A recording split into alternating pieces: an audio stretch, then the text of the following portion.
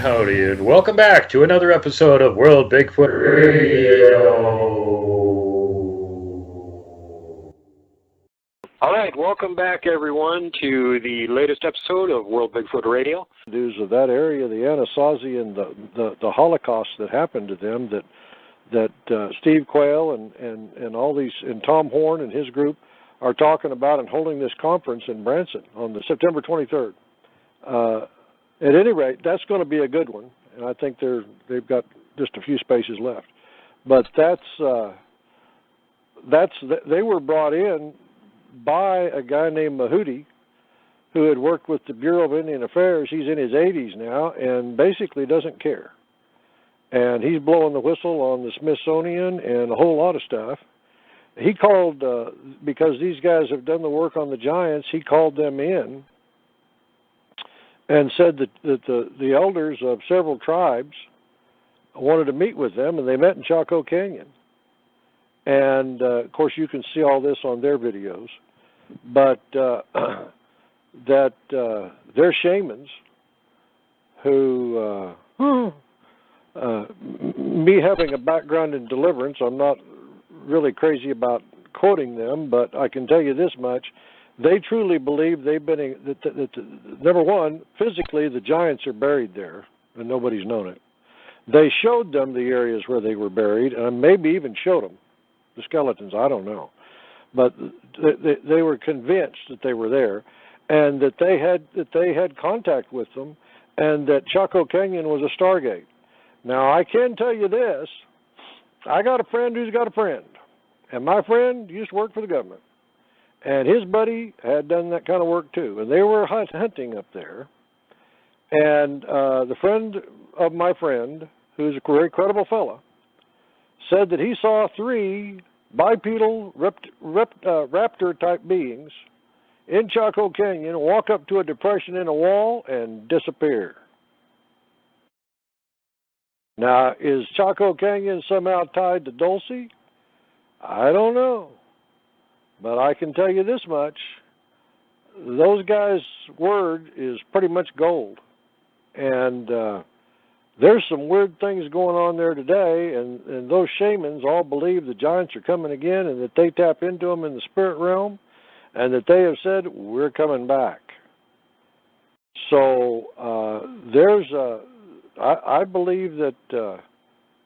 by the way, Mahudi has worked all these years for representing the tribes. He was an employee of the Department of the Interior, Bureau of Indian Affairs, if I'm not mistaken, for sure the Department of the Interior, and he was their liaison to the Smithsonian.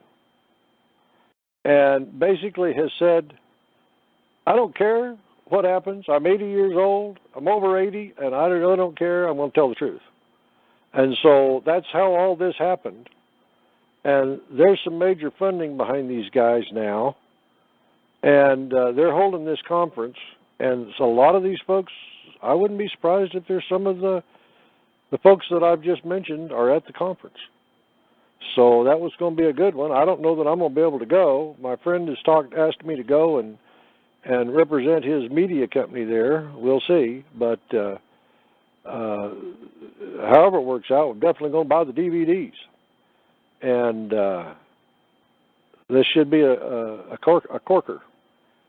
Very interesting material. And but you know, the Catalina Island is where some of those have been found. The thought is that some of the other islands, the Channel Islands, up and down the coast, that they have. By the way, they're all closed off, like that part of the third of the Grand Canyon is. You can't go in there anymore. They're closed to the public. So there's something that we're not being told about our history. And it is as wild as what we've told you seems. I think Columbus, as we say at the farm, Columbus was sucking hind tit by at least 1,000 years. And I think that not only was North America known, but it's pretty much been proven at this point that the Chinese were in the Bay Area, and the Minoans were came down the St. Lawrence and were in the Great Lakes. And did we talk yet about the mines? So the Minoans, they didn't really know who they were. We'll talk about them. The Minoans, they didn't really know who they were. The Minoans, 6 years ago, they figured out, well, this is their stuff, and this is who they were, and this is their printed language. Now, they don't necessarily speak their printed language, but they've come to recognize it, and they've seen stone carvings that look like road maps on waterways in Europe, in the Middle East, around the Mediterranean, and the light bulb came on and said, oh, we've seen these same ones on the St. Lawrence Seaway and along the Great Lakes. And so now we go back and we look at the Upper Peninsula of Michigan, and the fact that the geologists have said, now I may have covered this a while ago, I'm having they showed them these mines, and the geologists said, these have already been mined, fellas, and it would have taken 10,000 men 1,000 years to mine these. So the Minoans were here. The copper from there has been tested, and they've checked most of the bronze weapons they found in Europe, and those weapons, 80% of what they found from the Bronze Age in Europe and the Middle East and Asia, the fingerprint goes back to the mines in the Great Lakes area. Now, the Minoans would have been there until probably the 1000, maybe, BC, in which case we're thinking they encountered giants and left, abandoned the mines. Now, if you look at your history books, the Bronze Age came to a close because suddenly they supposedly came up with the way to add carbon and create steel. But if you check your dates, there's a lag time of about 200 years. And so what were they doing in the meantime? Well, they'd lost their source of copper or bronze. And I think this had a direct impact on the way that history played out in Europe and the Middle East and Asia. And so we also see that the Chinese, now they had a fleet of 8 ships that could sail through, that could handle 3,000 men. And those 8 ships were part of an armada. And one of them, a replica, sits in a harbor in China right now. Again, the forensic geologist was checking out the walls that are on the hillsides above San Francisco and the Bay Area, and was told that those walls are very similar. Now, they've been rated for stone buildings since then, but at one time we know they were higher from history in the area. Nobody had a clue on the walls. He figured out that the Chinese had been there, and that the early parts of the Great Wall in China, in some of the frontier areas, look exactly like those walls. The Chinese would have been in the Bay Area. We see the ones that came in with the Egyptians on the Catalina Island area. And we see a situation where at some point, you're back. At some point, the Egyptians, or let's say the Egyptian giants, from the Catalina and the other islands, and of course the coast of California, at some point they had an encounter with the Chinese. The only reason that anybody can figure that the Chinese left, because all of a sudden the Chinese abandoned everything they'd built, and they'd built all these defensive positions, and they just took off. So we're thinking that that kind of stunted the story. If you leave out the giants, you have to leave out the Minoans, you have to leave out the Chinese, you have to leave out all of the exploration and the conquest that had been done prior to that by both Asia and by Europe and the Middle East, that we know now was here. Mm-hmm. And not only that, but well, anyway, the other thing I wanted to bring up was, you know, if you go with the Minoans or Atlanteans theory, I believe they are. They got an island continent, whether it's Antarctica or wherever it was out in the Atlantic somewhere. What are the chances that they built a super high civilization and had giants to mess around with them at the same time? It makes me wonder if they were on this island because there weren't any giants there and they wouldn't be messed with, or if they were actually in league with them and were getting technology from them. But either way, if they were the people that were coming over doing a lot of this copper mining, and interestingly, as I was mentioning to you a few days ago, they've found tempered copper weapons. And we don't know. That blew me away. Yeah, we don't know how to temper copper. We absolutely do not know how to do that. But somebody did know how to do it thousands of years ago, and they were making these weapons that were, you know, as good as steel weapons out of copper. Well, why would you want to do that? Now, this sort of ties in with what Corey Good was saying, for anybody that's been paying attention to the latest stuff from Gaia, and him apparently having, according to his word anyway, been involved in the Secret Six program and a bunch of other stuff, and been down to Antarctica and all the stuff that's connected to that, and knowing a lot about the ancient giants and whatnot, that according to what he's been able to glean, for some reason, copper kills them. To use a copper slug on them, not copper detonate, but copper slug, it'll do damage to them. Whereas if you use a one or a steel weapon or something else, I don't know if they like heal super fast or what the deal is, but it doesn't seem like that has much effect on them. But if you're using a copper weapon on them, seems to kill them. Now, if the giants are all busy warring with each other and not being very friendly in general, and they know that the only way you can really kill another giant and get rid of them is to use copper weapons, it'd be pretty popular to have copper weapons all over the place. Not only for the giants, but for the humans that had to deal with it too, that may have picked this trick up. Now, you were telling me, what were the numbers on how long the whole region around the Great Lakes has been mined out? There were, you know, huge copper mines there. Yeah, 10,000 the Native Americans were. 10,000 men, 1,000 years just to do the mines in the Upper Peninsula.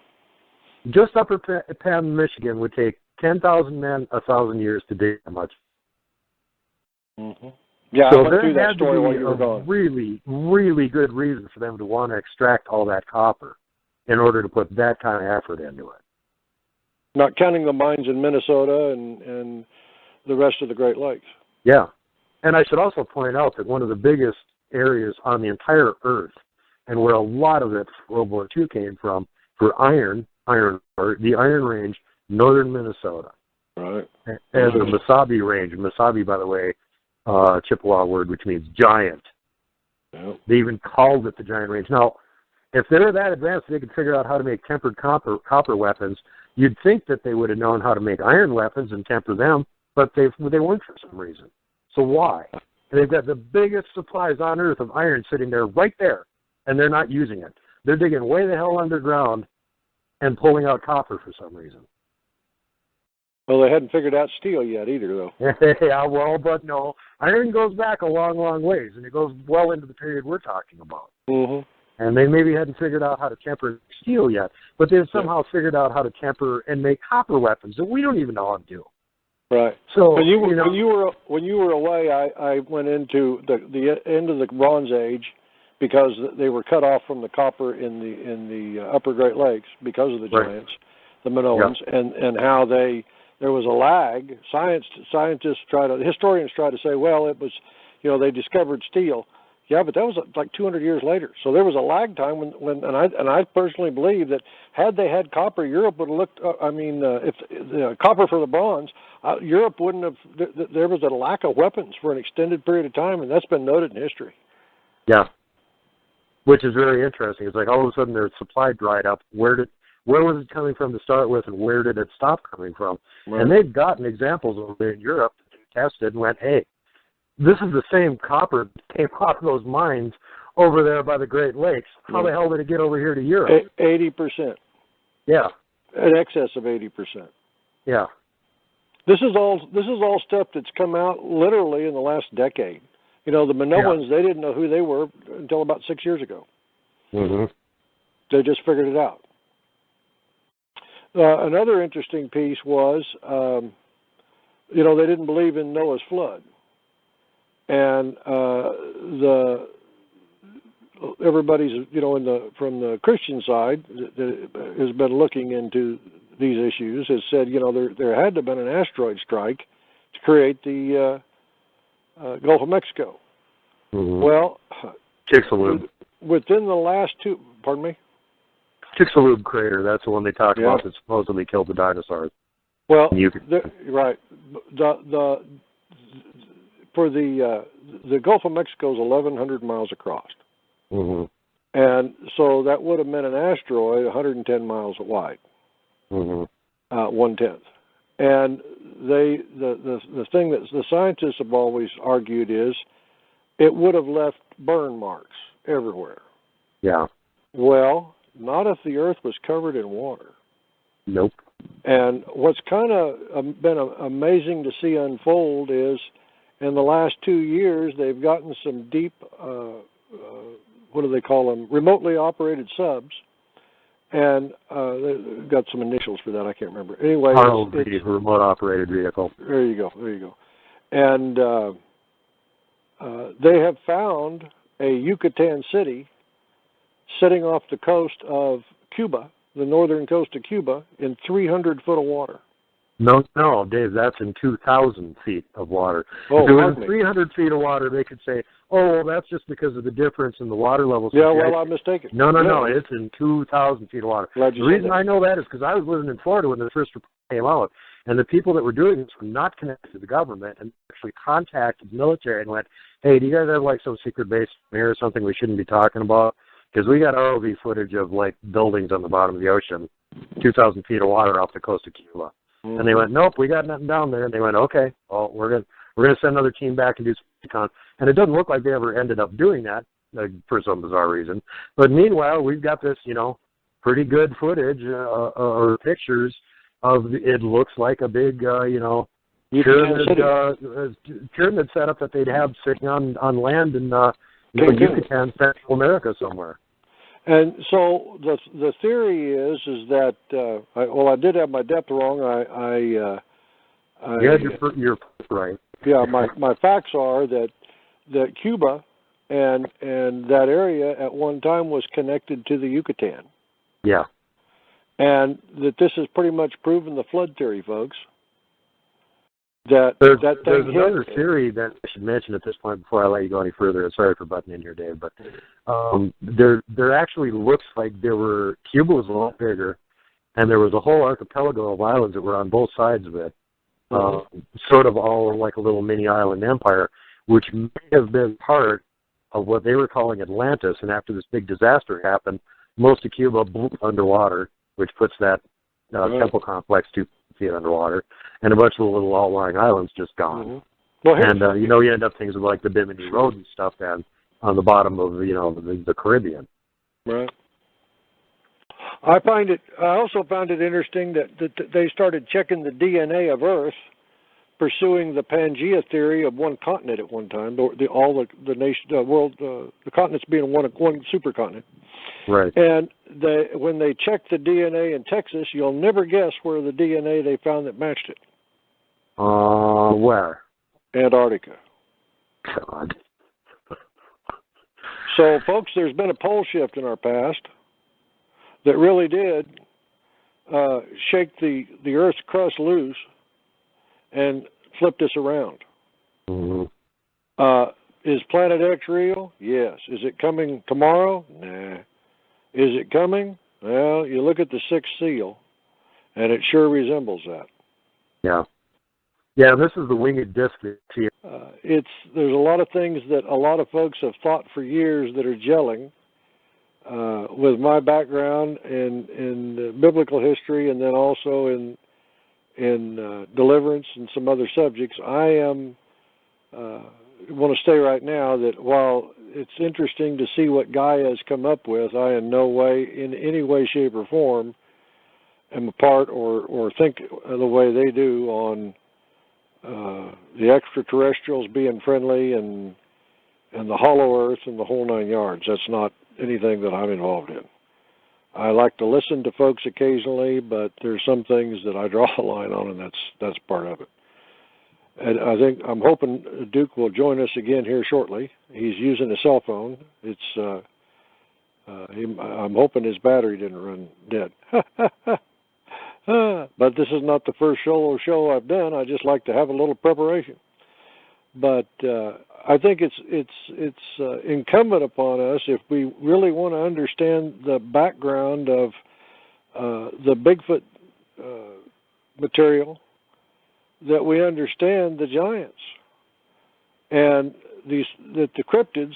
We've got these creatures that nobody can figure out, and everybody that there's a whole school of thought that says, well, these things are a remnant hominid and et cetera,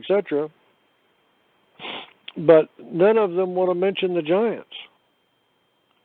And there's an 800-pound gorilla in the room, figuratively speaking, and that is that there's been a whole lot of these things, a whole lot more, as many Bigfoot as there are, and as many cryptids as there are, there's been more giant skeletons recovered than there are cryptids.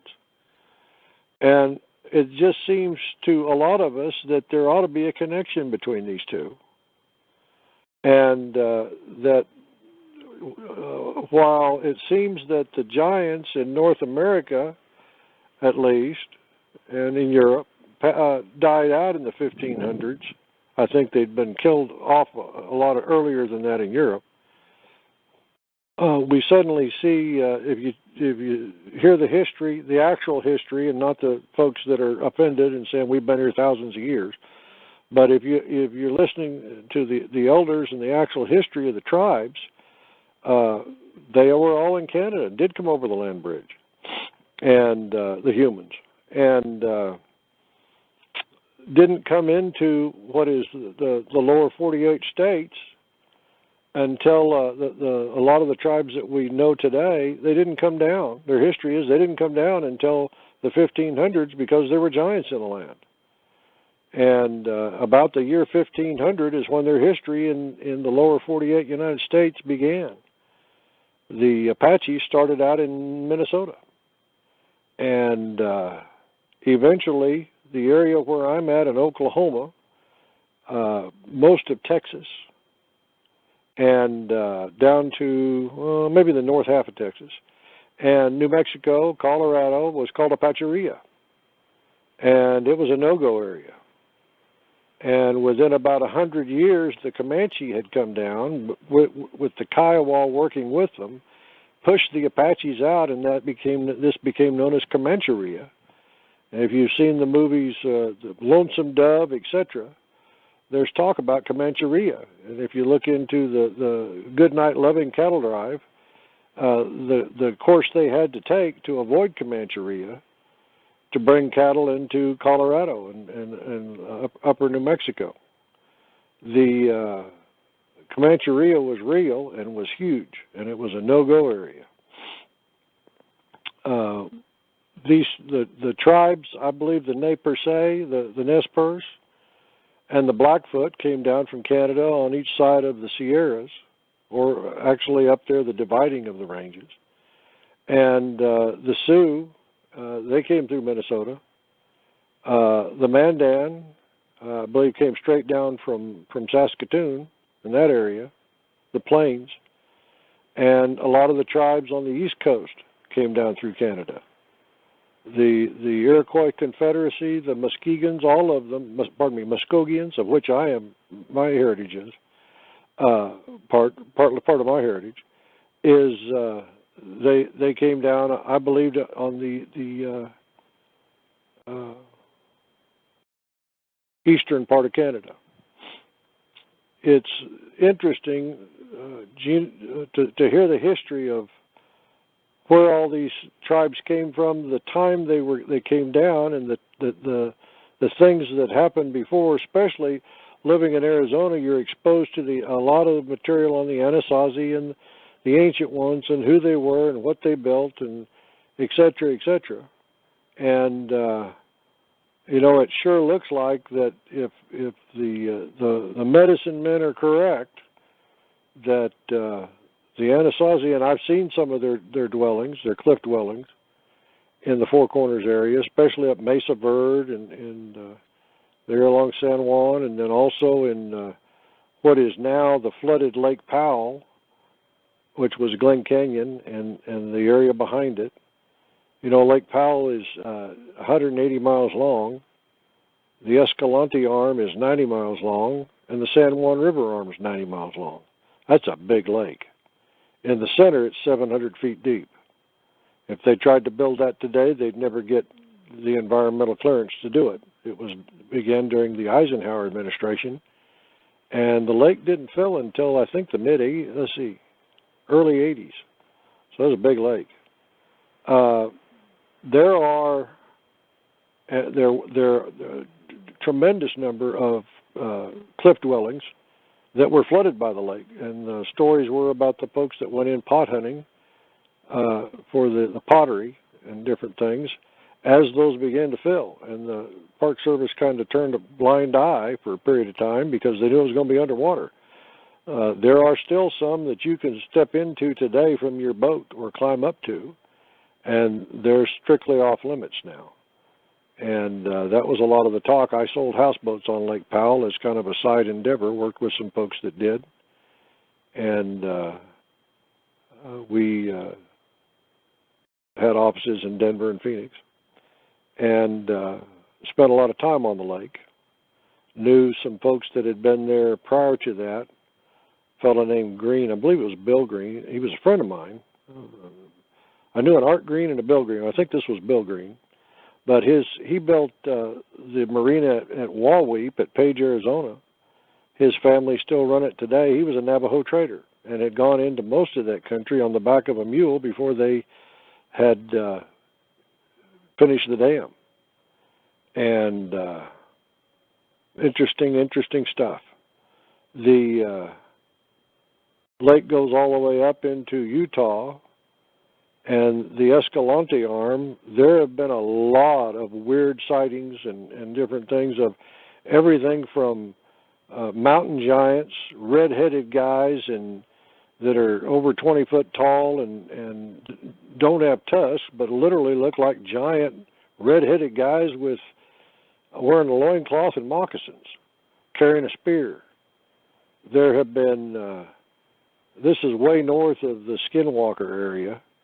And it's very bizarre. There's just you're over north of Navajo, north. I don't know whether it's east or west of Navajo Mountain. You're up in some of the weirder parts of Utah at that point. It's been a very interesting time being out there and seeing some of the legends from having them told you by some of the locals that have been there since the whole 50s. And as far as what's going on in California and up the coast, it's been very interesting that you see these. I hate to make the cross from giants to Bigfoot, but I think there's something in between. What Duke has talked about in the past about being mountain giants. And I personally believe that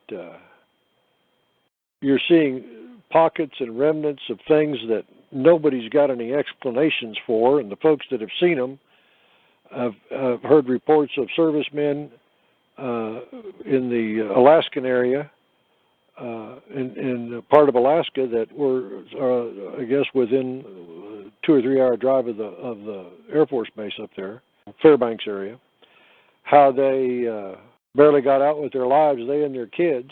These are guys that have their careers to think about, and they still made the reports that they had encountered things that they couldn't explain that were 18 to 20 foot tall, and came after them, and they had tusks. There have been some sightings up there of some really strange things. And then we've also got Linda Moulton Howell, I believe is her name, is talked about, and I've heard it from another fella, that the buried pyramid up there, that's somewhere in between Nome and Mount McKinley, Denali.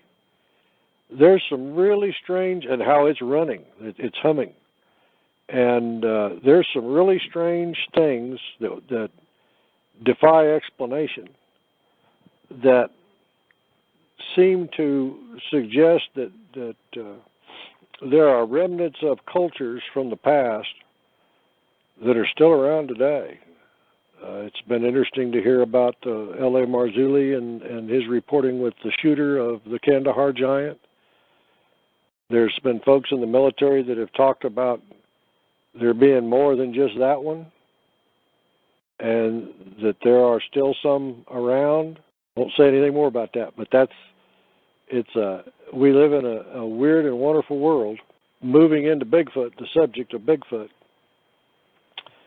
and there's always been a link. You know, I have my background is deliverance. I don't call myself an exorcist. Duke kind of likes to joke about it that way. We do deliverance mostly with Christians, but I've done a lot with bikers and gangbangers that know where the bodies are buried. So it's been an interesting life. When we're dealing with these creatures, it seems to me that I have seen some things posted, some things that are on YouTube, but more than that, I've got a couple of friends that have had experiences.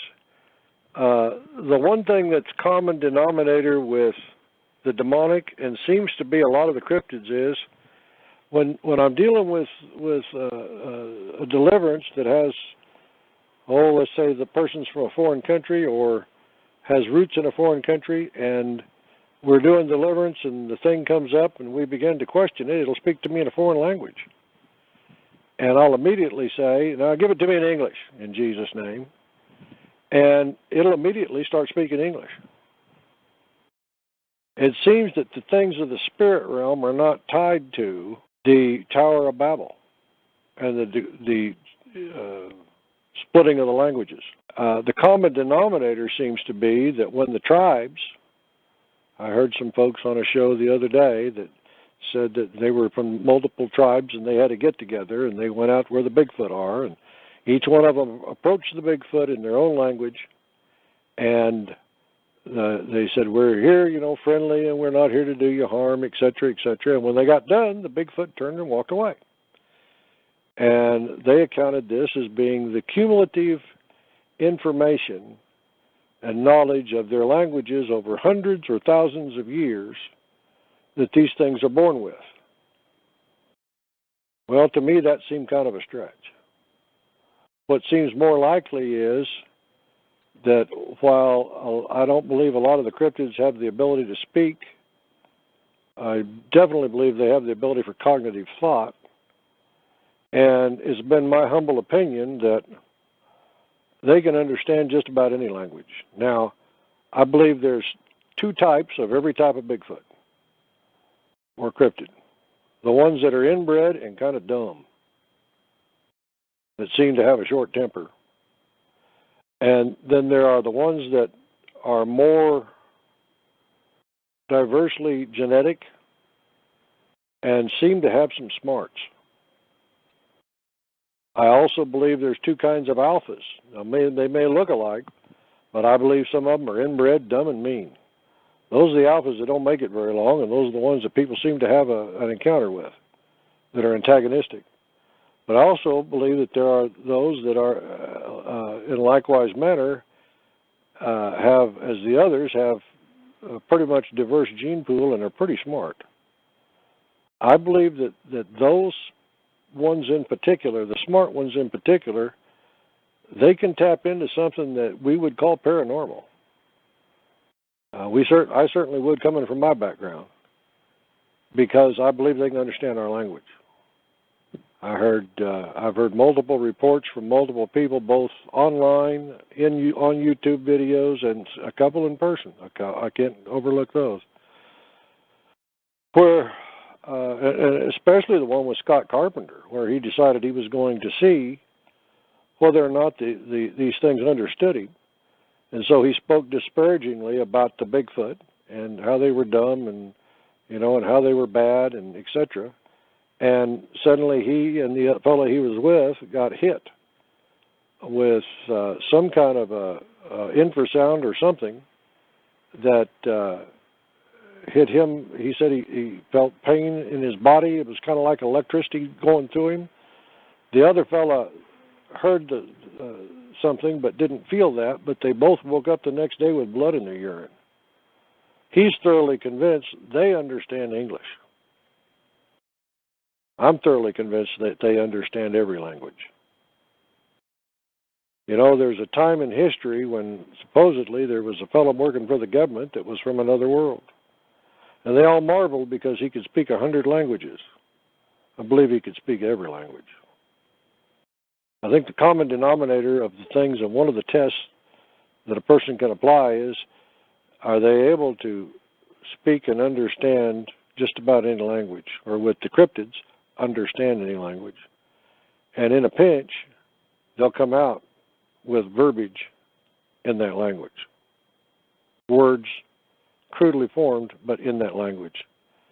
I remember one time a guy gave a report that we call them buggers, that the bugger had said, oh, he's got a gun.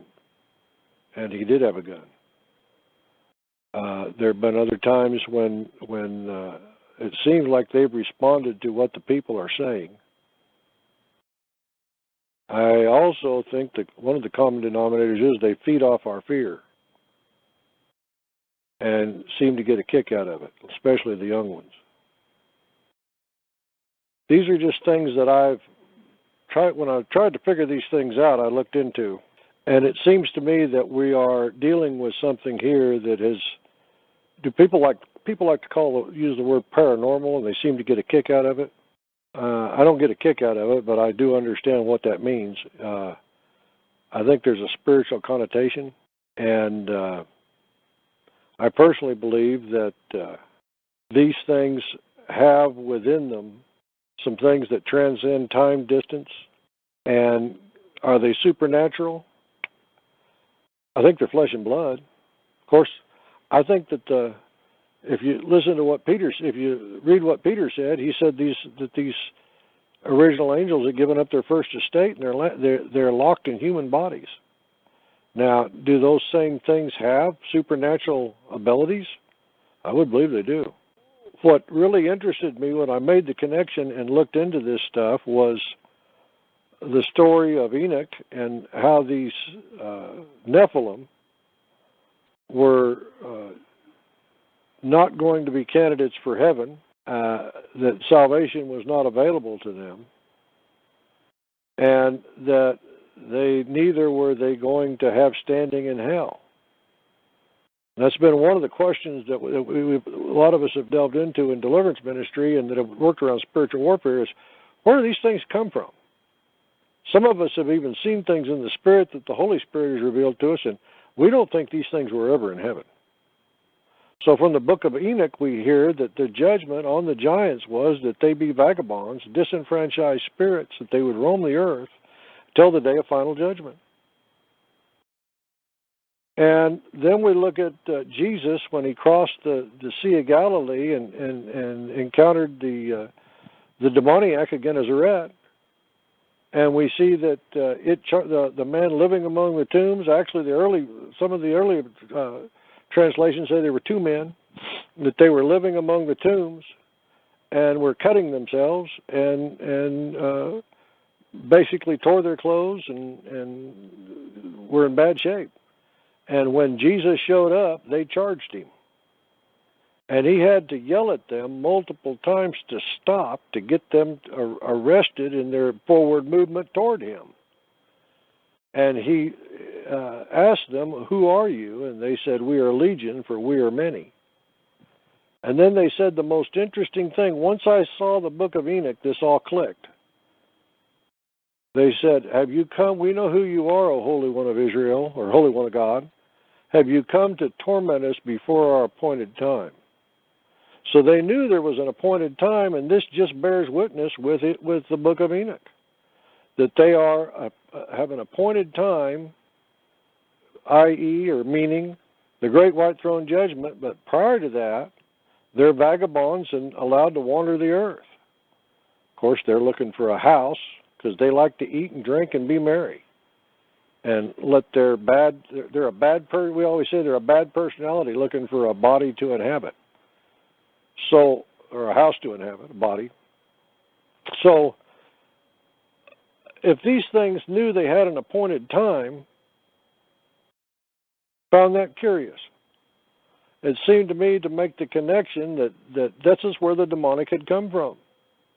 And that these things are the disenfranchised spirits of the Nephilim, the giants, and all of these.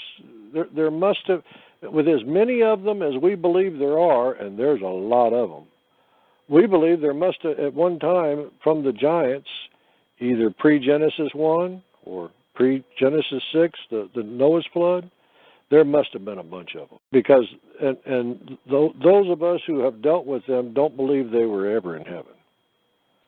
Now, when we're dealing with deliverance issues, we usually will come across a strong man, and then his house is usually these things. And the strong man is usually what we call a seraphim, a wingless angel. And they'll be the strong man of one thing or another, but they'll have a house. And Jesus talked about how can you can't go into a man's house and plunder his goods unless you first tie him up. So likewise, you must bind the strong man before you can plunder his house.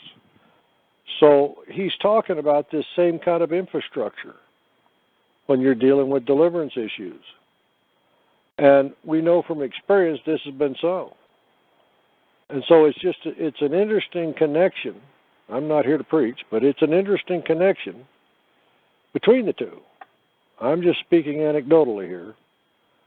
It's interesting to see the similarities and why these things seem to act the way they are and can understand all the languages, and then moving that to the cryptids. Why, especially the dog man and some of the others, they seem to deal in fear and get turned on by terrorizing. So is there a connection between all these critters? Well, it's interesting to think about. There's so many different kinds of what we call dogmen and so many different kinds of what we call Sasquatch. I even saw one on TV one time, and it seemed like actual footage. The thing had a head like a sheep, like a ram. So, they called it sheep squatch. It's something that's known in Kentucky. So I just find it highly suspicious that that folks can go out into the woods and encounter these things and speak in their native tongue and be understood. Now, the Native Americans that had done that, one was from the Pacific Northwest and the other two were from Nebraska. Their languages are not anywhere similar, and the thing seemed to understand them all, and they certainly thought that it did. And when they were done, it walked away.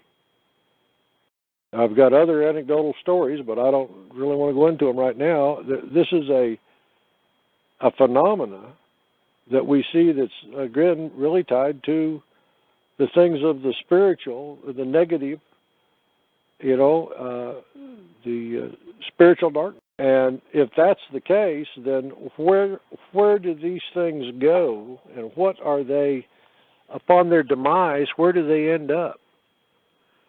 And it sure seems to me like if they're not candidates for salvation, it seems to me like that these things may very well end up in the same spot that the giants did, as disenfranchised spirits. So this is, it's given me, I decided to look into Bigfoot to see what they were and try to see it from a biblical perspective. And the more I've looked, the more I'm convinced that these things are Nephilim in their origins, Raphaim in their genealogy, and that they do have a supernatural component. Are they flesh and blood? Yes. Are they aliens? Do they work with the aliens and all the other crazy stuff? I don't know. I do know that there's been a couple of people that were abducted that later became Christians, and they told their stories, and one of them was convinced that he saw a Bigfoot-like creature during his abduction on the ship. I've heard some other folks say that they've got photos of, which I've not seen, they've got photos of little grays sitting on the shoulders of these things, especially the dogmen. It seems to me like it's the old battle of light and darkness, and my Bible says perfect love casteth out fear, and fear seems to be the weapon of first resort with these things, and seems to be the thing that they delight in causing us. There's some good, there's some that have done good for people, some that have helped them. I know that Bob Garrett tells a pretty good story about one that saved him. There's been some other folks that have had similar stories. So there is some humanity been displayed. But again, you know, when Duke and I first talked about doing this show, we wanted to talk about whether or not these things could be possessed, and whether or not there's reason to be concerned in that regard, and I believe they can. I believe they're empty vessels, and I believe that they most certainly can have these entities that are looking for, that have at one time enjoyed life, enjoyed eating, enjoyed drinking, enjoyed sex, and it seems to me like that there are a lot of them that could sure find a home in these things, and it doesn't seem like there's much that would stand in their way. So we've got types and varieties like the Genoskwa, which are the Bigfoot that do eat people, and the Gugways, the Wendigos, etc. It seems to me like that these ones that seem to have the disposition of a porcupine with hemorrhoids and certainly enjoy chasing people around and attacking people and eating people. You know, there's a reason the Choctaw and a couple of other tribes called the Gugways face eaters, because they eat your face. It's, you know, some of this stuff is meant to be taken literally. They'll take your head and eat it. It's an odd and peculiar world we live in. This is certainly different than what I'd been taught in school. There's a time and a place to talk about some of this stuff. I'm having a hard time not going where I probably shouldn't go. So I don't know if we're going to finish this and whether Duke's going to edit it out. But at this point, I think I'm probably going to close this show and let Duke edit it the way he wants to. I appreciate your time, your consideration, and I pray that God blesses you, every one of you, with the desires of your heart. Thank you so much. You're once again joined by a recurring guest. He's been here many times before. He's the cryptid doomsday machine from down in the Navajo Nation, Mr. Randy Caveman Yazzie. Welcome back to the show, buddy. What's going on, Duke? Yeah, we got some cold, rainy, miserable weather here today. It's only in the mid-50s, which for the beginning of June kind of sucks. You guys are getting roasted. So yeah. we could do a weather trade, I'd do it. I'd send you all the cold and take all that heat down there today. I'd much rather have that. It's been just miserable and wet and cold here for days now. Yeah, it's so hot that, you know, the northern mountains, they're kind of catching on fire. I thought you were going to say they're melting. Yeah. Kind of look twice at it. That's the problem here. If we get a lot of rain in the spring, then all the grass grows tall, and then it doesn't rain for 2 months, and it starts on fire and burns the state down. It'd be better for us if it wasn't raining. So, hey, somebody told me that you had a Bigfoot handprint recently. You want to tell us about that? Oh yeah. I posted that on Facebook on my group page, and which is in what's your group page name? Pre-plug time here. It's called Husting Zikli. It's And how do you spell that for us English speakers that have no idea how to spell that? So it'll be HASTINZILTLOI.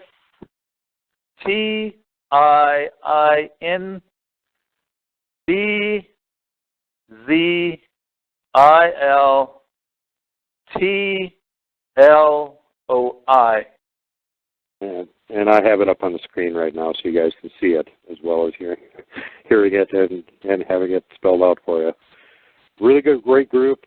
Caveman covers everything that's going on down around his area, and he's got a lot of the other locals down there that are on the group that chime in and post stuff that they have happening and whatnot. So it's active. It's a really fun group. I encourage you guys to go there. Try to encourage him to set up another one on MeWe. Goes into the lake, and whenever we try to sneak up on it, it would take off. And these are the things that were unexplained. Those things, you know, with all of that, you tell an elder, then they would say, "Yee, amen." You know that's all of that. That's what I mean. You know, it's common. It was common to talk about, but not to really tell, like, make a conversation about it. It was just, you know, you tell your elder, and then that was it. Yeah, man, you know, though you shouldn't be over there. You shouldn't be by yourself. Why are you guys messing with this thing? What is it? What if it eats you? You know, things like that. You know, that's where the teaching is. So with that, you know, as a young native growing up, you know, we knew in the stories from there, when they start telling stories during the ceremonies, then you know, this thing, some of them ate people. You know, that's where that thing comes from. Some of them didn't, and it varied in size also. You know, that's like that. So just like the Yeti. So, you know, I shouldn't be talking about this during the summer, but, you know, the Yeti would be or is looked at as like the tallest, biggest giant. So this now, before we go any further with this, just so people get a clear idea here, we're not actually talking about a Bigfoot. Yes. Yetzo is a giant. Yes. Okay. So yeah, this one is a giant. You know, this is not, you know, something that goes woo woo or just yells or anything. This giant came around and started having people for lunch, breakfast, lunch, or dinner, and it came around for that, and it came, you know, more or less, it kept the population in check of all these natives, the Southwest natives that are here, and each one of them, they have their own legends of Yetzo, and that's from there. You know, they're all. That's what I mean. They vary in size, but this one was the ultimate. You know, the biggest giant that was there that came around, and people used to hate it. And it was finally eating people. That's a good reason to hate him. Yeah. Very obvious, huh? Yeah, you don't generally love somebody that comes raiding your neighborhood and eats your neighbor all the time. Unless you got a really lovely neighbor. Then maybe it's a good thing, but probably it isn't. Nowadays, it would be like, oh, go eat that guy, you know. I don't want him coming too close to me. Yeah. Go eat that neighbor over there. He's really a jerk. Nobody will miss him. Go eat him. Go eat him. Yeah, so they finally put him down, you know. Like these other various tribes, they have their own legends of how they did it. So, which goes to show that the ones that were around here on our reservation, you know, it talks about only one, and it, you know, they lived somewhere. You know, if you think about it, somewhere they probably came from South America or Alaska or something like that, and they started traveling around. But they came out and they were, you know, cannibals. But people respected the giant because it was also, you know, considered like a disciplinarian, just like I said, you know, our elders would say, why would you be out there by yourself? You know, something could get you among the cougars, the bears, and all of that. There's also, you know, something else. Yeah.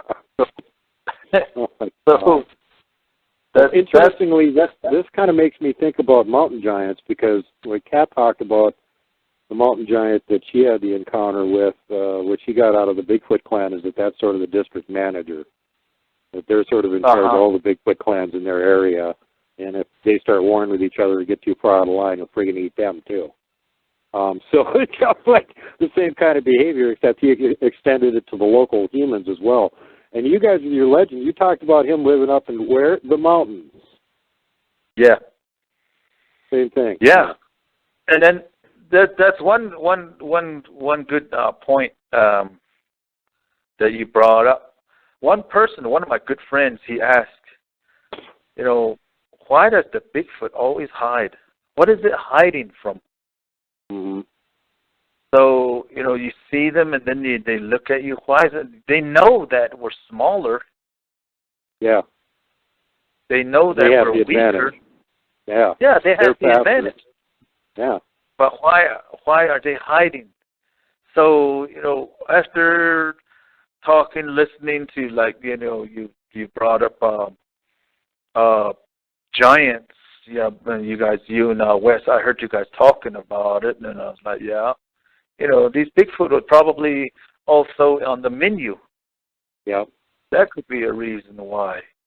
So this Yates was a mountain giant, and it came around. It ate people, and the ones that were out there by themselves, or, you know, the ones that were just out there. In a way, you know, a lot of the native culture teaching is kind of like leave the weak and let the strong survive. Right.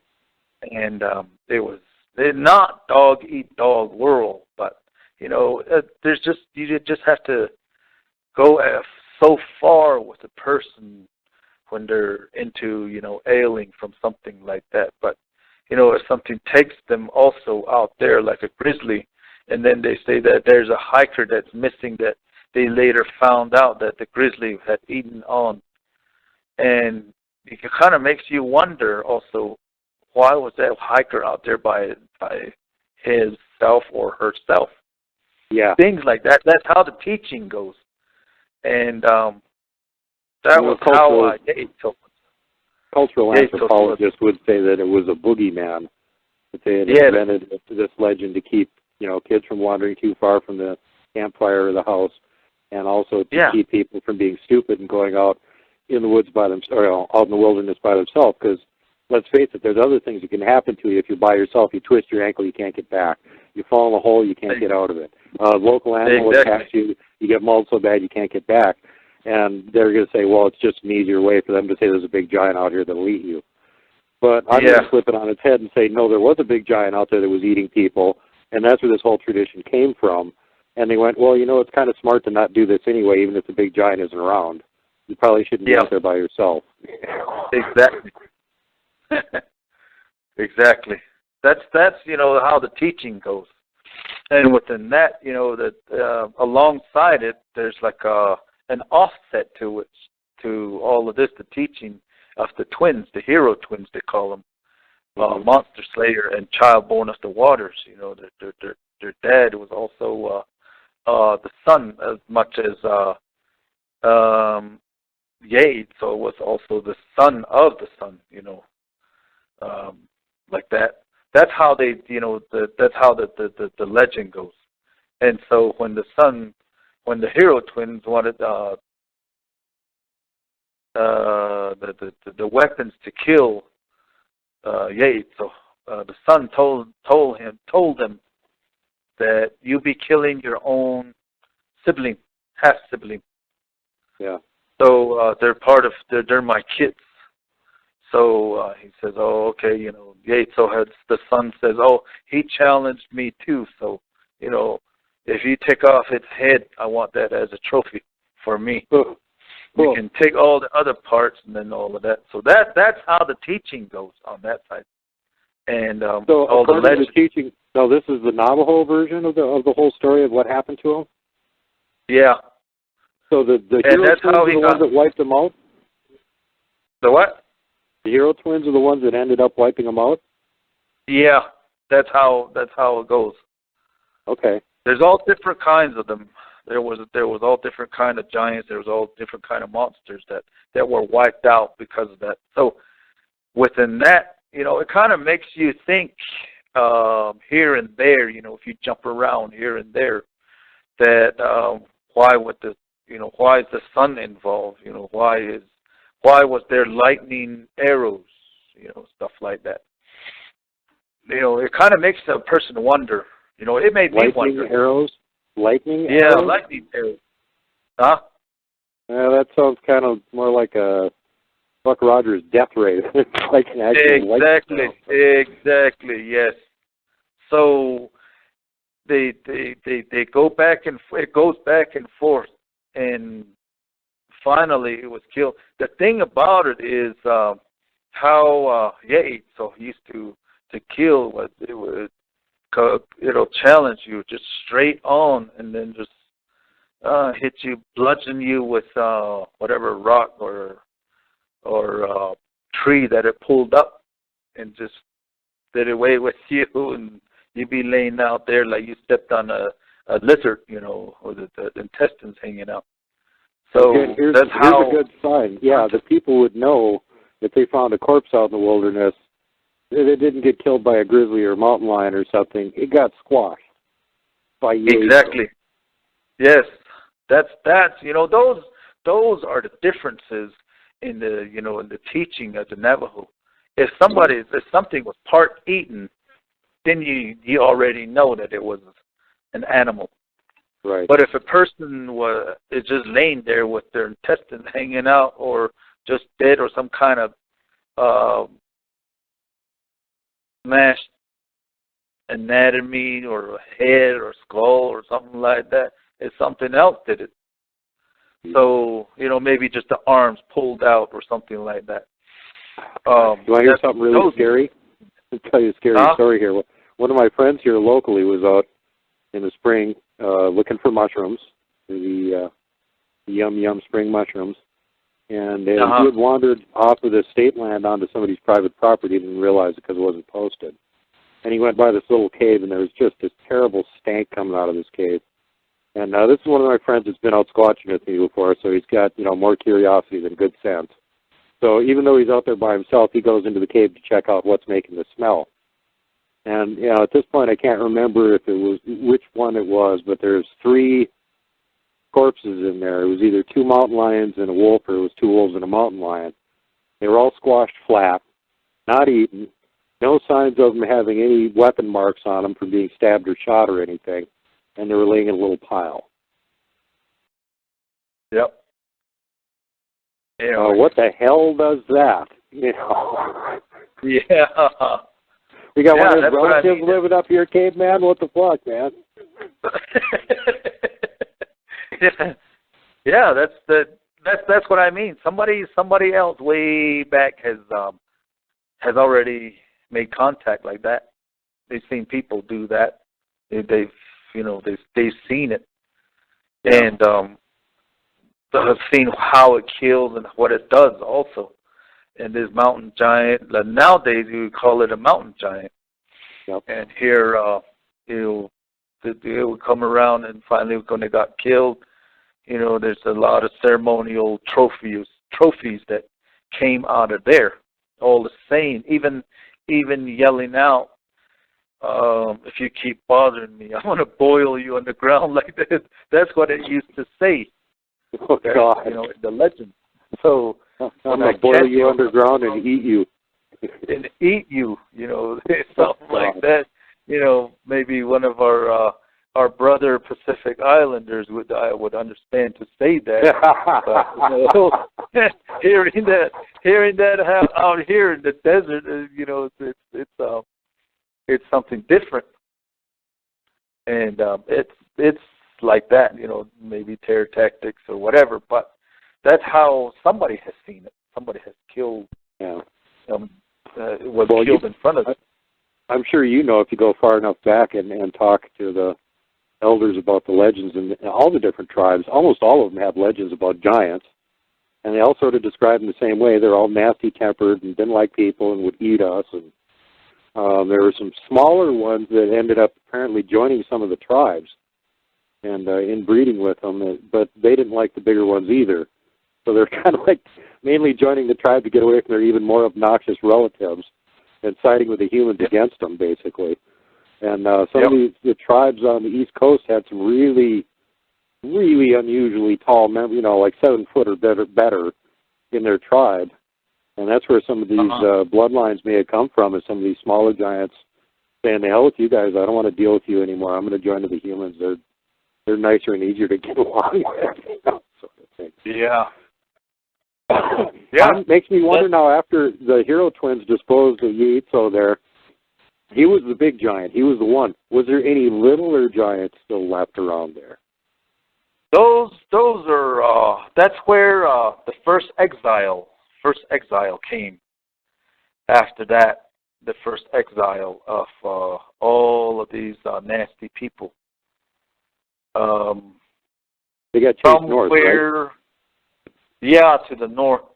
The thing about it is the way the legends and the ceremonial songs go is that it came from, all the exiled people was taken through the trees that stuck up into the sky. And these trees are gigantic trees. That's the way it was told, right? Mm-hmm. And then from there on, going to where there is just in the darkness, but where the white gleams out and the water is frozen up towards the north. Yeah, so that's way north. That's way north. That's in Alaska somewhere. Yeah. And from there on, there's mountains that are all covered and just frozen. It's a different world out there. That's the way it goes. From there, they were going to have these nasty, bad people perish into the water that they have found, where the land meets the water, is what the legend says, or the song. And they were going to perish there, have these nasty people perish there. And they found another land that was floating within, miles of it. So these nasty people, went to where that floating land was, and then just started to occupy that. So the people that were chasing these people said, no, we don't want you guys alive. So then that's how they chased them into the water from that floating land, and then from there on, going into they saw land on the other side again, so they went that way. And then from there on, you go all the way into that other land, which finally kind of like gets more softens up from the white, which the water is frozen. That's the way it was told. So from there on, there's other people. There's other people that have escaped from there. They said, "Oh, I'm not going to be around here," and then they escaped to, sideways towards the west. This was, way up there, and then from there on, who they were going to bring down all the way down to. They started bringing people, and then people just moving off, saying, I can't go no more, or whatever, and people started moving off. But they say that the most intelligent ones were left out in the desert to perish, and the most aggressive ones were herded on to way on the other side, further down more. And then as they came back up, these people that were chasing or making sure that these people perish, as they were coming back up, they noticed that these intelligent people had dug up water. They started building, and then from there on, they started going back all the way up. And so some band was told, guard the entrance right here to that land on that side. And a lot of the people started to go that way, but the people that were protecting the entrance into the motherland, everybody else will say, "Oh, we're the oldest people." But from that time on, everything, the people crossed back and came back over here. That's how the legends go and how the songs go, and that's how you bring the good person back. In a way, it's a blessing way song. So you strip him down over there on that side and bring him back up pure. So then I started to look into it. Yeah, there's the redwoods. I can understand that. And then there's Alaska. But I did not know that there was either they'd be talking about the Aleutian Islands, or they'd be talking about there's an island between Russia and the United States. I didn't know about these things. Yeah, the Aleutian Island chain stretches almost all the way over to Siberia. You could easily island hop from one to the other and end up over there. Exactly. The other thing I'm thinking is, Nahanni Valley, the Valley of Headless Men, that happens to be way straight north from where you're at, Northwest Territories. Yeah. People can't live there. You're not even, allowed to backpack around there. You can, canoe through it. That's it. And it's got a really bad reputation. Lots of people disappeared, and corpses were found with no heads. And then the other thing that you mentioned, the floating land. As far as we know, there is no such thing as floating land. But if you're up in Alaska, there's something that looks like floating land. That's ice pack. Yeah. Ice pack. I didn't know that there was a military outpost that's way between. I think that's on the Aleutian Island, and that's where they had tried to gather. That's why I'm saying, the way as the legend goes, these people that were bad were herded out, and they tried to survive there, but they were, on that other land, put on the other land.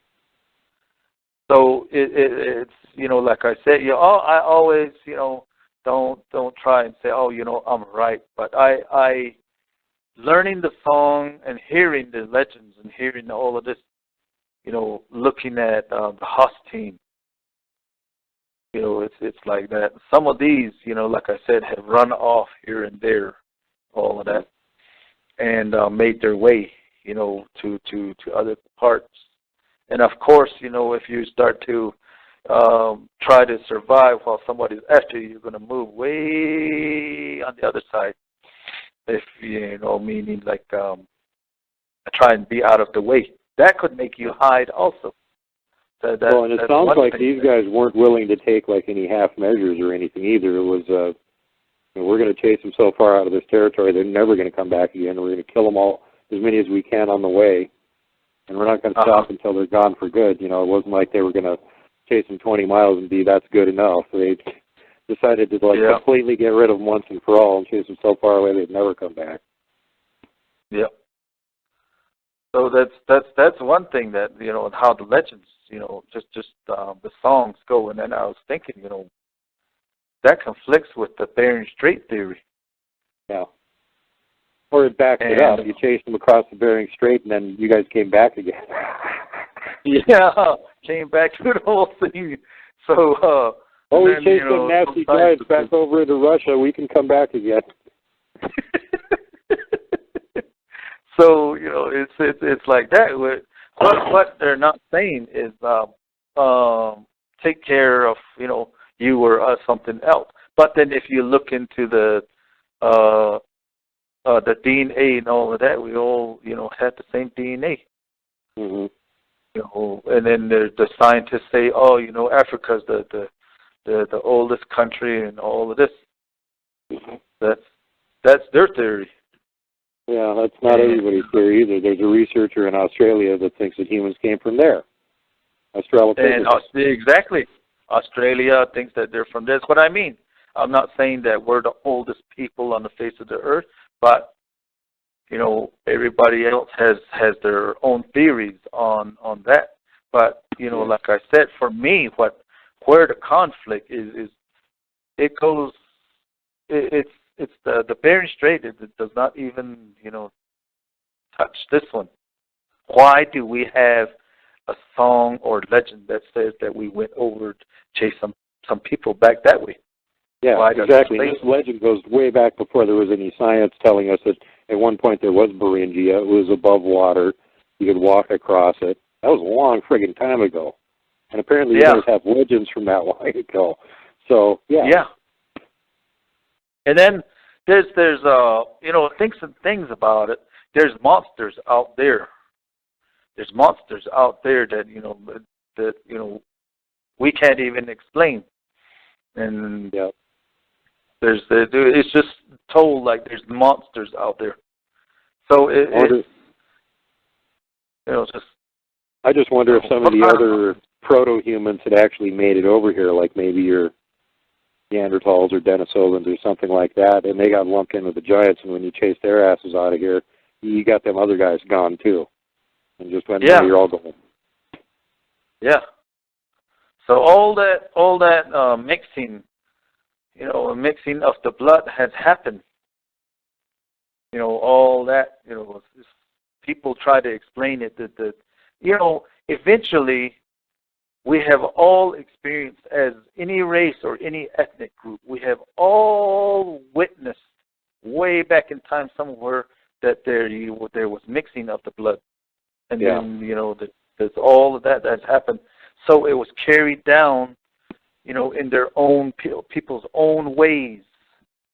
All of that. You know, with that, you know, once all of this had been done, these things, these hostings, were forgotten about. Mm-hmm. They were the ones that, you know, were, you know, just somebody that, you know, is just scrounging around. Maybe they just got ignored because they were, you know, they're shy, they're secretive, they don't cause that much trouble most of the time. They're not really the problem. Why chase them away? Let's get rid of the assholes that are actually the problem. You know? The ones that are making ones that are eating us and making war with us and stealing our women and all that kind of stuff. They got to go. Yeah, and here that's what, you know, how the teaching goes with it from the legend. You know, like I'm not going to argue with somebody and say, hey, I'm more right this way. Ours is like this, and then also like that. Go ahead. I just wanted to throw out a couple of comments on it, but go ahead. Well, that's why I say, you know, leave it open. Leave my teaching open. Leave the Navajo perspective open as much as the science, and then also leave Russia's point of view open, or Africa's people, or Spaniards and Middle Eastern. Leave it all open. Somewhere along the way, you know, we find out, hey, if we all agree it's like this, None of this debating and all of that. That's not going to go nowhere. That's the way I feel about it. That's why I say, hey, I might not be right or anything like that, but that's what I heard. That's what I have learned. That's how I know of these things. Like, for example, the gambler, who we call the gambler over here was shot overseas towards the east. He was supposed to perish, go live, somewhere you can die, like that. That was the way it was, because he enslaved everybody around. This was afterwards again. And then he enslaved everybody else. And this guy was light complected and kind of silver hair, had a beard, and they shot him overseas. So he made a prediction. He made a prophecy. The prophecy came from there.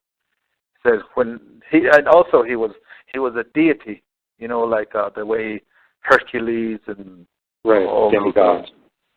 Demigods. That's what he was also, just like Yates. So when he was going to get shot over towards the east on that big arrow, he says, when I come back, I'm going to enslave all of you.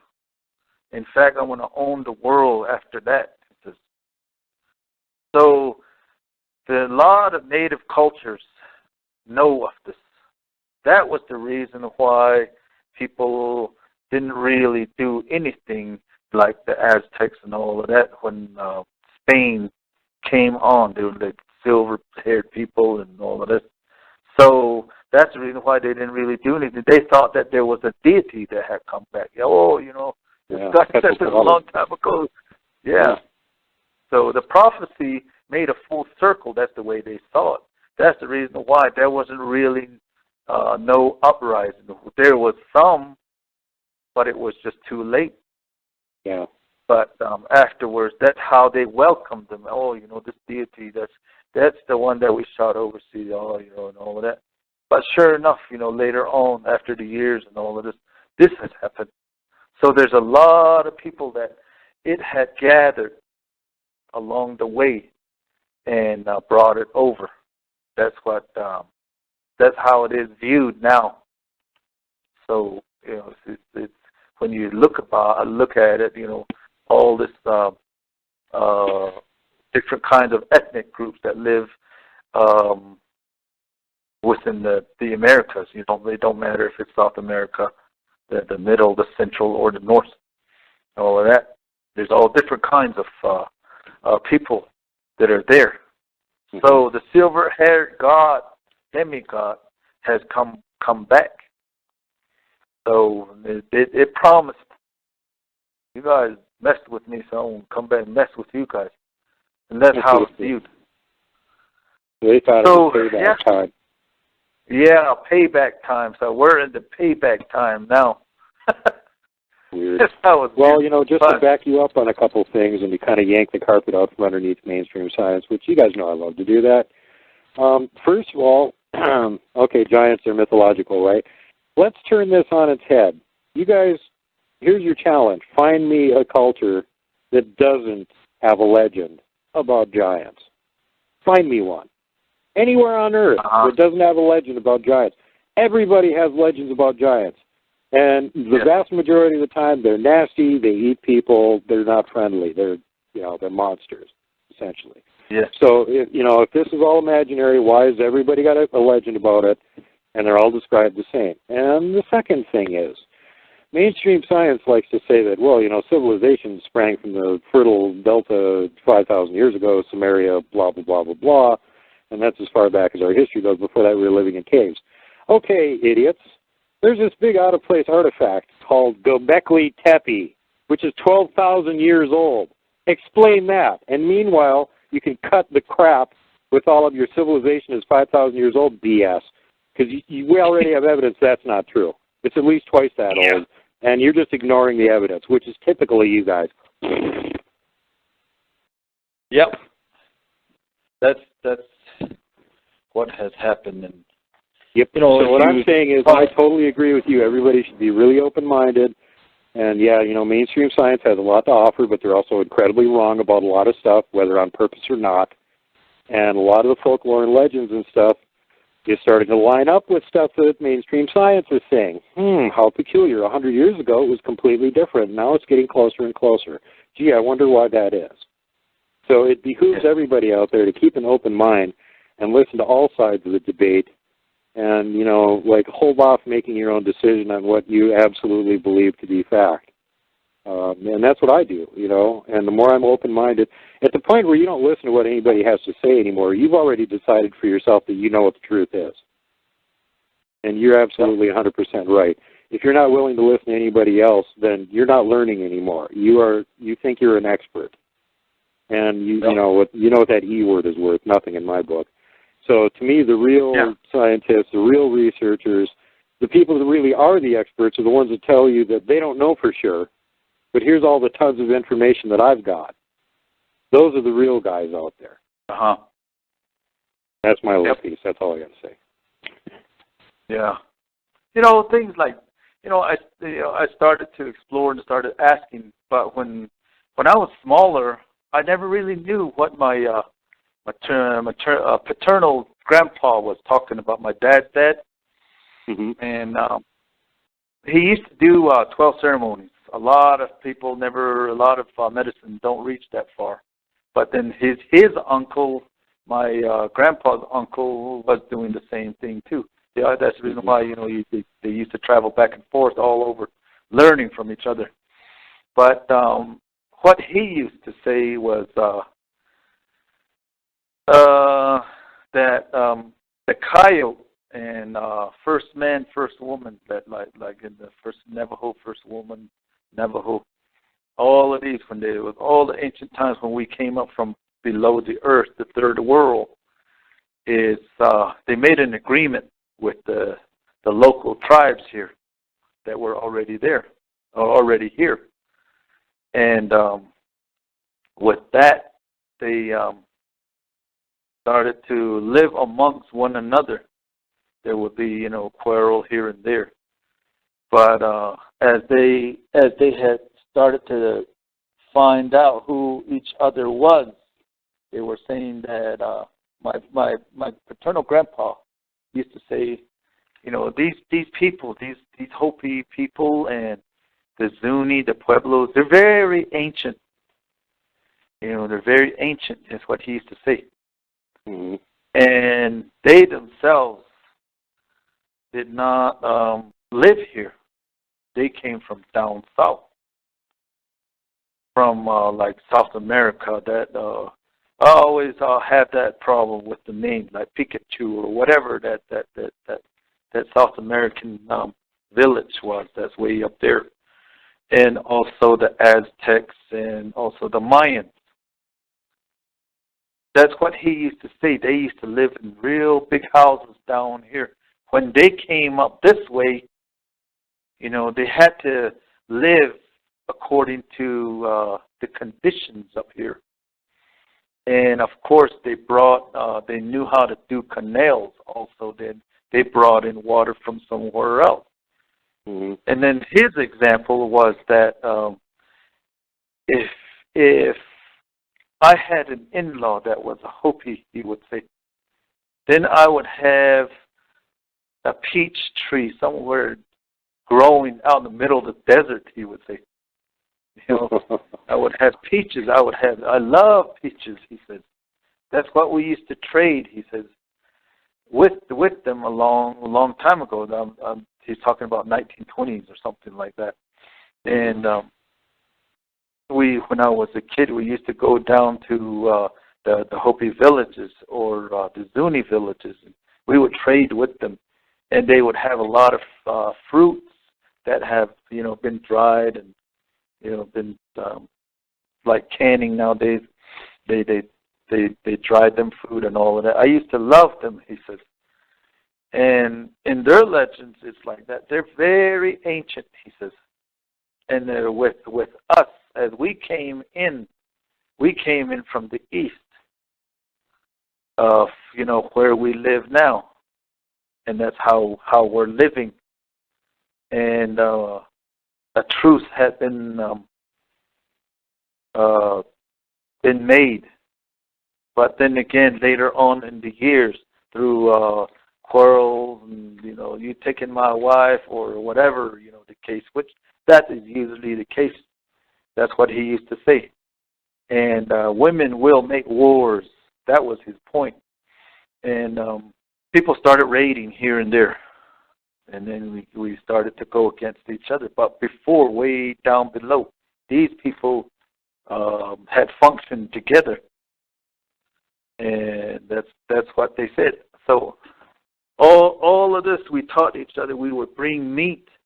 We would bring meat to from our hunts, and then we would trade them off with the peaches and all of that.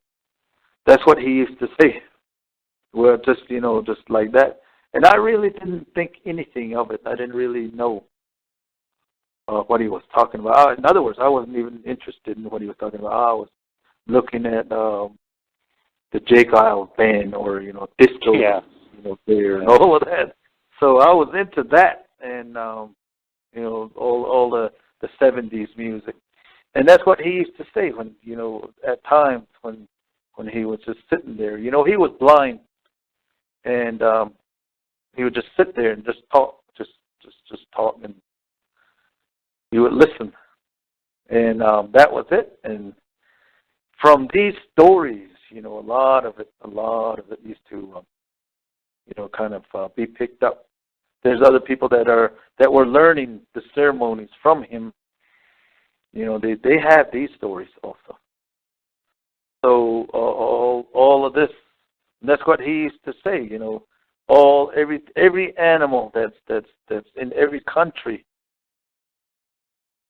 is made from their people that live in that country will also look like them, right? Like the animals, he would say. And then that's the reason why he would always he just called Bigfoot horse face. Because his face is real big, and also kind of like leaning, kind of protruding out, big lips and big nostrils and all of that. And we're talking about the type 3 ones with a snout on them.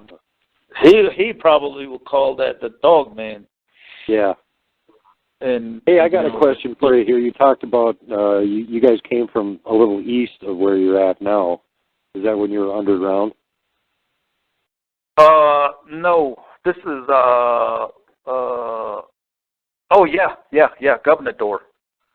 It looks like a little anthill. Interesting the whole point there. It looks like an anthill, because I've heard from legends of some of the other tribes down there that they also say that they came up from underground. They were underground for a while. And some of the tribes even have specific legends that the ant people were the ones that took them underground. There was going to be a cataclysm, come live with us for a while, we'll help you and take care of you. And then after that was over, they brought them back to the surface again. And if you look at the stone petroglyphs, carvings of what the ant people supposedly look like, they look a lot like gray aliens. Yeah. So do you guys have that legend? Did the ant people help the Navajo, or was it somebody else? No, it's more or less it was just survival. Okay. Coyote. Coyote is like they always say trickster, bad person. No, it's not. Coyote is like a philosopher. Yeah. Super clever and wise. Super clever and wise, yes. But with all of that, how the good, knowledgeable people are. They'll kind of like manipulate other people with that, and that's how he's the one that stole Water Monster's child. So they started to Water Monster came to the village and said, "Who stole my baby? I want my baby back." And all this time, Coyote had that water baby in tucked away in his own home, and nobody knew anything about it. And Water Monster said, oh, well, then, okay, you guys are not listening. You guys are the only ones that are living here. So I'm going to make the waters rise. I'm going to give you guys, I'm going to drown all of you. So he started to do that. And through with that, they started to go to the, from there, it was kind of like just dark. And that's where the ants, the reptiles, insects were the only ones they did that the Navajo called them as people. And then from there, they went into, they scratched up into the second world, but the water kept rising. So then, they started finding like mammals, that's where the cougars, the bears, and all of that, the ones that walk there, the blue, all different colors that they found. And then from there it was the yellow, or the yellow first and then the blue. And the blue came around, or, during the red area, And that came about, that's where they found like these two young men, real strong men that said, that were hiding behind rocks. And it told them, come over, they were very strong. You're talking about something like Atlas, in comparison, or Hercules. Again, probably like demigods, yeah. Yeah, so they came up, but the water kept rising. So they had planted a reed, just like Jack and the Beanstalk. They had planted a reed, and that's the one that they climbed on all the way up everybody else. And finally, the cicada was the one that came up into this glittering world. They found it as the glittering world, where all the four colors were with one another. And then also, the glittering world, meaning, there's all different kinds of color. Yeah. That they came up upon. The turkey was the last one that came up with, how the water rushes through, maybe through with the foam. Mm-hmm. That's what dyed the turkey feathers. That's what we're told. That's the legend. And that's the reason why you see white on the ends of the turkey feathers. She was the one that brought up all the seeds. She's the one that brought up everything that she could carry. And that's why she wobbles when she walks. That's what they say. So she has everything tucked in. All those, how the feather kind of like has lines. The turkey feathers have lines and all of that. Yeah. They say that those are pockets. And that's how many stuff that she brought up with, after everybody else. So with that, it's revered that turkey as being, like the mother of all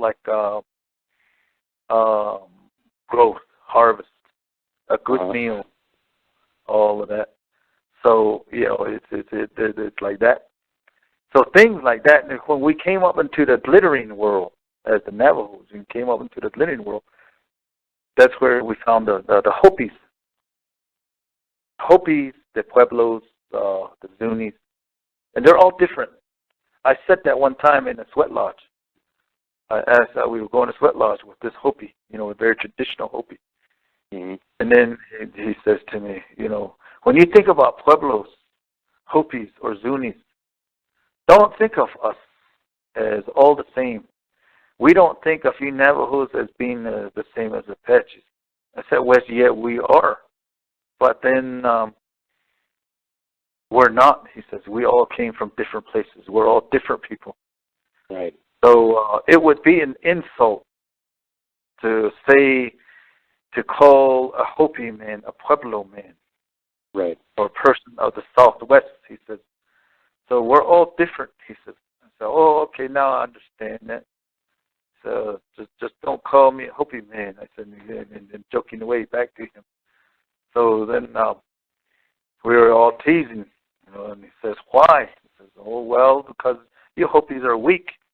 Well, it kind of turned into kind of like a pissing contest for a little while just because I said that. So, you know, that's the reason why, you know, the people, the lineage of the people, when you call them or talk to them, they will tell you what their clans are. Like for us, I come from, you know, red going into the water, red streak going into the water clan. So if you look at it, what's a white or red streak that will flow into the water? You know, blood. Think about it. Yeah. Only thing I could think about is lava. Lava too, yeah. So, or blood, or maybe just some kind of red clay that's going into the water. Right. So the people that lived around there were, you know, or you know, called the red streak running into the water, like that. So that came out like that. But then what really fascinated me as going through all of this is I was talking with this Maori lady, the one from New Zealand, you know, the people from New Zealand. Right. She tells me, okay, you know, there's this demigod that was called Tane, also, I guess, down that way, that had gone fishing, and he brought up this lady that was covered in white shell from way at the bottom of the ocean somewhere. And for her to go back down in there to not to be living up here, she made a place for that guy and all the family, the offsprings and all of that, made it from a fish. Those islands, New Zealand, is actually a big fish, was what she told me. And I was interested. So where is this white-shelled woman? Well, how to do this? What's her name and all of this? The thing about it is, she described our white shell woman on this site, covered in white shells, everything. And I was like, wow. You see, I said, we're all connected in some way. So I started talking, and I'm, you know, wanting to go down to, you know, it really fascinated me. So I'm thinking going down to Australia and New Zealand, talk to with them historians down that way. All that, if they want some songs, hell, I'm going to bring some songs too. You know, do all of that. As long as you're down there, you can do some squatching too, because they got the Yowies in Australia. Yeah. Morpho man over there. Do it. That's what I was talking about the last time. You know, running out there, or taking me out in the bushes, and then it'll be like, oh, who's this guy? All these animals that are around me, like, who's this guy? Yeah, he doesn't look like the regular Aussie. Who's this guy? Yeah, regular Aussie, just an ordinary one. So. Yeah, I hear they got a dogman issue over in New Zealand, so be careful when you're camping there. Yeah, their legend of, you know, the person that ate men. Yeah, so that's what fascinated me, and all of that, and you know, so all of those put together. Yeah. Well, what I find interesting is what you were just talking about with coming up from underground. First of all, real interesting, and then secondly, the water monster flooding everything. It sounds like a flood of biblical proportion. Yeah, that's like maybe this is a great flood, basically. That might have been the Great Flood, all of that, and then that's what we survived within the 4 sacred mountains. That's, you know, the whole idea, and that's how we got here. Is what that's what the meaning is, and we found more ancient people. Mm-hmm. And that's what, like I said, you know, all of this used to be relayed to me by my grandpa, which he didn't speak no English, nothing like that. And then he's all, you know, proud to say that he got a name, you know, he got a name from overseas. The people call him, you know, Douglas. He was proud of that. Douglas Chi Crosby, he would say. I have a name from overseas that people, here, over here, I'm just called running with anger or something like that. But I have a great name, and I asked my dad of what my grandpa was talking about, and then he says, well, there was like a friar or one of those Catholic people that used to live in the nearby town called Chinle, and when we used to visit, when we used to go to school over there, when he would take us to school, then they didn't know him, so they gave him a name, and this one friar was the one that gave him the Crosby last name. And I was like, oh, But I was never called Crosby, though. Yeah, or you would have turned out to be a crooner or something. Thank goodness that. Yeah. I would have been half Navajo or something like that. You'd have beaten your neighbors with a big bag of Valencia oranges or something. Boop, boop, boop, boop. So then, yeah, that's those things, come about like that. But pertaining all of this, with the knowledge from the background and all of this, here and there, Hosteen does come up, the subject of Hosteen. I haven't gone through a lot of the other ceremonies to say that, or how they speak about it, or how they talk about it. And this is just a brief what do you call it? Brief introduction to the Hosteen. And I only say Hosteen because a lot of people have a problem with Hosteen. I bet you only a Japanese and a German will say that. Like that. But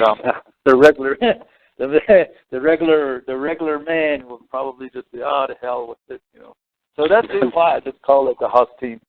It's like that, It's from all that background, I look at it like that.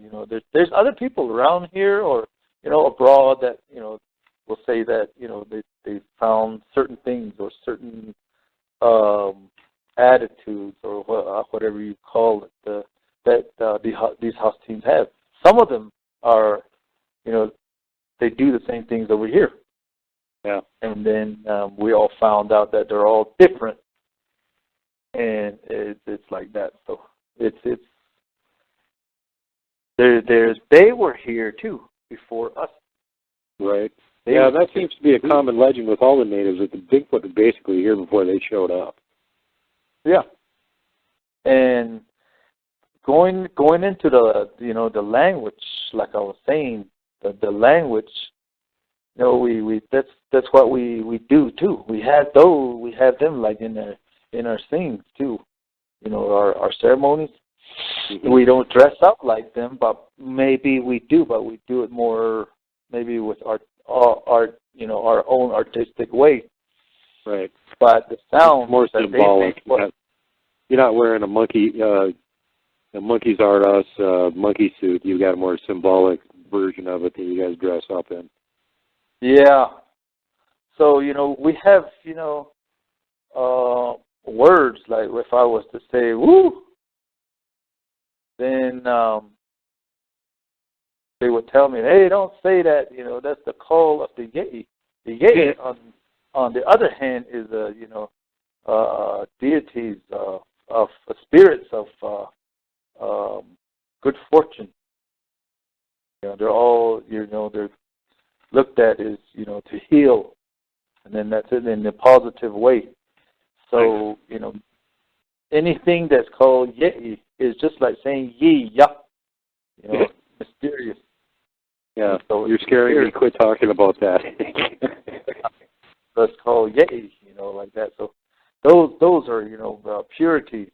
It's just good signs of them. They would tell me that when I say woo, and then I go to Brian Sullivan and I say woo, and he says, "What you hooping about?" So you call it a Bigfoot outside the window again? What are you doing?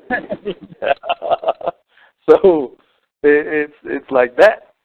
And then if I was to say,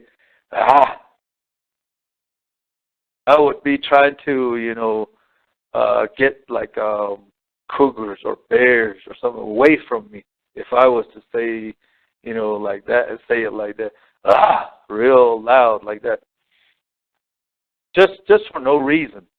Then, that's how it would be. The animals will be the ones to, comprehend all of that. Maybe there's a real small Husky walking on that side, all naked. So that might be it, but it would deter them from coming forward also. Right. But also the reason why I have always said that the whooping sound is a locator is that I do that for it's just like a part of me. It's just part of when you kind of get lost or you want to get a hold of somebody that you were in the forest with or on the bushes with that you can't see or anything. All you let out is a whoop, whoop, Yeah. and then they would just respond back like that, and then come on over. That's where we locate one another like that. Right. And then that's with that, then that's how I know these Huskies when the whoop comes around. It's a startling thing also, like to say, hey, somebody's here, like that too. Yeah. No, I have different calls. Me and my brother actually used to do when we were out in the woods and got separated from each other. We do this, and it sounded, again, it was kind of hilarious because it almost sounded like a Bigfoot call. We didn't know it at the time. But we wouldn't whoop to each other. We actually had like a howl that we do that didn't sound like anything else, so it was pretty obvious who was doing it. Yeah. It is pretty obvious, from the animal. Even when I do it, when my dogs are like running around out there in the bushes and I can't locate them, that's what I put up, a whoop also. Then I start walking, and sure enough, if I say it the second time, they locate me. Then they come up right behind me. When they figure out where you're at. Yeah, and I think you're dead on to that. I think that is exactly what Bigfoot is doing when they're whooping like that. They're just trying to figure out, so-and-so's over on that part of the valley somewhere. Where is he? Whoop. And then they whoop back. Okay, you're over there. Yeah. And then if you, sometimes before I go into the forest, I just let out a whoop just to go into the forest, just to say, just to have my presence known that I'm there. That way I don't walk into a Husky and pee on them or something like that. They'll know that I'm going through there. And they'll be looking at me. Yeah. They'll be looking at me. And then if I was near and one of them maybe had been sleeping and I let out a whoop, they'll wake up. The same thing we do. Wake up and they start thinking, who's that? So that's another way. Yeah, there's man around. Or that's the reason why you hear all that Mack truck going through the trees. So so things like that, it's a locator thingy that they do. And with all of that, and the way that the samurai chatter people talk about, I've heard it just a few times, but the ones that have conversated near me over through my 3-inch wall of the mobile home is like there's a lot of ends. Mm-hmm. And that's how I noticed that they talk to one another. They would say,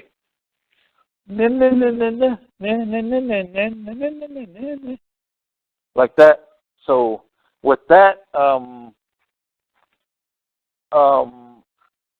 I started to find out how they talk also. So Interesting. very different. Very, very different. Yeah, it seems like, Kevin even mentioned that too, because he had taught Glag a bunch of words in English. And whenever Glag would get too excited, he'd start talking so fast that Kevin couldn't understand what the hell he was saying. And I think that's what their language is like. They they just speak it so fast. Even if we understood what words they were throwing out and stuff, we'd probably still have trouble following it because they speak so fast. Yeah. That's what I hear. And I just I know who's having a conversation outside the wall. But they like to play with the air conditioner fins, the ones that are like side mounted. Wow, there's like 2 fires going now on the North Mountain. Ooh, bad. Unbelievable. Yep. Well, listen, dude, really appreciate you taking the time to come on the show and tell us all this fascinating stuff. And, man, really appreciate it. This was some really cool stuff. And thanks for taking some time out of your busy schedule. I know you're actually in the middle of doing home construction today, and I managed to carry you away from that for a little while to do another show. Yeah. So I really appreciate you taking the time out of your schedule to do that and bring everybody up to speed on the Navajo folklore surrounding Bigfoot and giants, because it's really fascinating, and you guys have a long tradition. Yeah. Thank you. Very much appreciated, brother. Well, with that, I guess we're going to let Caveman get back to pounding nails and wiring electrical, and I'm going to get back to the projects that I have to do here. And meanwhile, all you folks, if you haven't figured out where I went to, I'm on MeWe. Capital M, small e, capital W, small e. Not on Facebook anymore. World Bigfoot Central is on MeWe. Crypto Crew is on MeWe. Brand new group, Wisconsin Bigfoot, is on MeWe. There's other groups that are going to be Sasquatch Chronicles on MeWe. So come on over to MeWe and join the Bigfoot Exodus from Fascist Book. We're looking forward to seeing you guys there. A lot of people have showed up already, and everybody's enjoying it. It's a great platform. Everyone, safety first, last, and always. Pay it forward. Don't be mean to people if you don't have to be. Don't flip off the mountain giant. Don't poke Dogman with a stick. Don't punt the puck, would you? And for God's sake, whatever you do, do not hug the Wookiee.